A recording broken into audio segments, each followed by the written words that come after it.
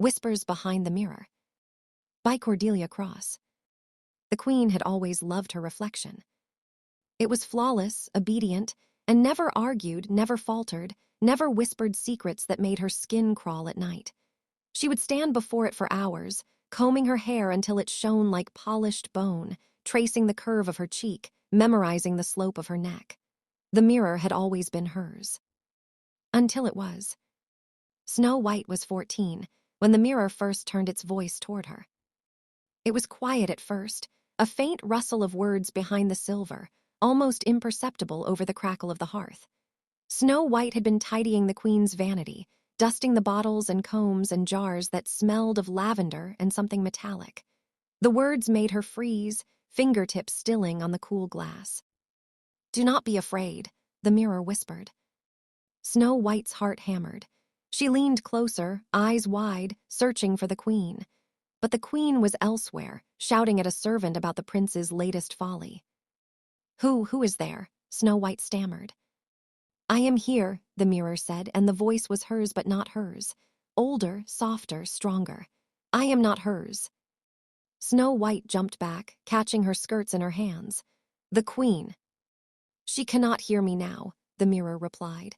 "I am done answering her." "But the mirror speaks to everyone," Snow White said. "She told me." "She lied," the voice said simply. "It always knew who it wanted to speak to." Snow White stared. The glass reflected her face perfectly, pale and wide-eyed, lips parted in shock. But there was a spark in her eyes the queen could never see. "Why me?" she whispered.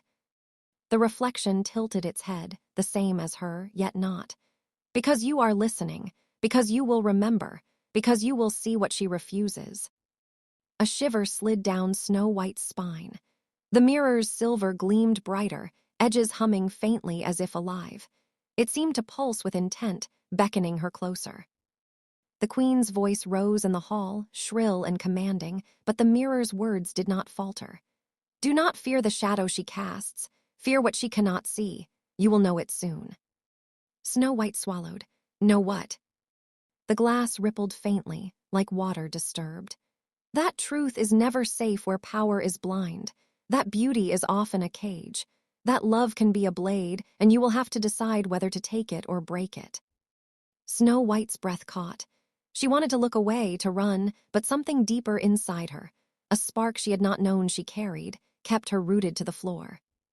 The mirror's surface shimmered, and for a heartbeat, she thought she saw the queen herself, pale and rigid, reaching toward her, screaming, but she vanished before Snow White could move.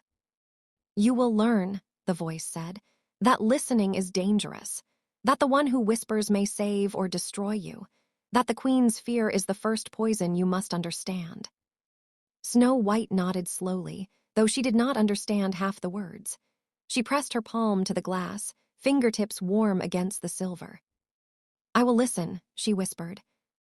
And for the first time, the mirror smiled, not at the queen, not at her reflection, but at Snow White herself. The whispers grew louder each night. Snow White no longer feared them. She leaned into them, letting the mirror guide her as it had guided no one else before. In the queen's absence, she would sit for hours in front of the glass, listening to secrets that made the air in the room feel heavier, darker, more alive. "The queen wants to be the fairest," the mirror said one evening. Its voice was soft, insistent, curling around her like smoke. "But she cannot see the shadows she casts." Snow White's fingers traced the smooth surface of the glass. "Shadows." "Every word she speaks," the mirror said. "Every command, every gaze leaves marks, not on skin, not on walls, on hearts. She cannot measure them, but you can." Snow White shivered. She had watched the queen scowl at the servants, at the kitchen staff, at her own reflection when it refused to answer fast enough. She had learned to step carefully, to be invisible. And yet, here, in the mirror's secret voice, she felt power. Not the cruel, twisting power of the queen, but something quieter, deeper, something dangerous. "Will she know?" Snow White whispered. "She may suspect," the mirror said, "but suspicion cannot touch truth. Only action can." Snow White closed her eyes. She remembered the servant girl who had cried after being scolded for spilling water, the stable boy whose hands trembled from fear of punishment. The queen's fear of being surpassed had turned small mistakes into torments, and she realized something the queen could never have taught her. The queen's beauty was armor, not strength. Snow White's own heart, if she could learn its shape, might be sharper than glass. One morning, while the queen fussed over her hair, whispering to the mirror as always, Snow White stood behind her, silent. She pressed her palm against the surface of the glass. "Do you see her?" the mirror asked, voice barely above a sigh. "Yes," Snow White breathed. "She does not see you," the mirror said. "Not yet, and that is your advantage." Snow White's pulse quickened. She had learned to walk softly, to let the palace notice everything but her presence. But now she realized she could do more. She could observe. She could understand. She could act. Days passed, and the whispers became instructions. Sometimes subtle, like a pause in the queen's routine that Snow White could exploit to save a servant from a harsh word. Sometimes dangerous, like a warning to avoid a particular corridor at a particular hour, because the queen's temper would not spare anyone. "You are learning," the mirror said one night, when the fire had burned low and Snow White's reflection glimmered in the silver. "You will not be safe, but you will be alive. That is the difference." Snow White leaned closer. "Why me?" she asked. "Why now?" The mirror shimmered. "Because she has blinded herself with vanity, and because you are listening, because you are not afraid to see what she cannot bear to admit. You will inherit more than a kingdom. You will inherit truth, and truth can kill or save, sometimes both." Snow White swallowed, trembling with a strange mixture of fear and exhilaration. The mirror pulsed beneath her hand. "Do not let her know," it whispered. "She must not see how you have learned, or the story will turn against you. You must be quiet until the moment comes when quiet is no longer enough." Snow White drew back, but her heart raced with the thrill of forbidden knowledge. She looked at her reflection, pale and serious, and for the first time felt herself separate from the girl the queen had wanted her to be. The mirror's silver gleamed, alive. "You are no one's reflection," it said softly. "Not hers, not the court's, not even your own until you claim it. Remember that." Snow White pressed her forehead to the glass, letting the words sink into her skin, into her bones. And in the hush of the palace night, she realized she was ready to see the queen fall, not with knives or apples, but with understanding far sharper than any blade. The queen grew suspicious. She noticed the way Snow White lingered in hallways, standing just outside the lines of her gaze. She noticed the subtle shifts in the servants' behavior, the quiet smiles that seemed to follow Snow White's steps, and she noticed the mirror. It no longer answered her. "Mirror, tell me," she demanded one evening, her voice sharp and brittle. "Who is the fairest?" The silver rippled, and for a heartbeat she thought it would obey. But then the voice came, not hers, not for her to claim. "She is learning," it whispered. The queen recoiled, fingers clutching the frame as though it had struck her. "Who dares?" Snow White stepped closer, silent, listening. The mirror's voice wrapped around her like a cloak, warm and urgent. "She cannot see you. You have the advantage. Remember what you have learned. Observe. Wait. Move when she is blindest." The queen spun, searching the room. Snow White pressed herself against the wall, heart hammering, hands trembling with the weight of the secrets she now held. The queen could not see the small, sharp knowledge growing in her daughter's eyes, could not feel the pulse of power that was no longer the queen. Alone. "She will be mine," the queen hissed, speaking more to herself than to the mirror. "No child, no girl, no shadow will surpass me." "She already surpasses you," the mirror said, soft and dangerous. "In ways you cannot measure, in ways you will never understand." Snow White's breath caught. The queen's rage flared and faltered, like a storm striking a cliff and finding nothing solid to hold. The mirror pulsed with warmth beneath Snow White's fingertips, alive and insistent. "Act," it whispered. "Act before she knows the depth of what you can see." Snow White's lips curved into a thin, cautious smile.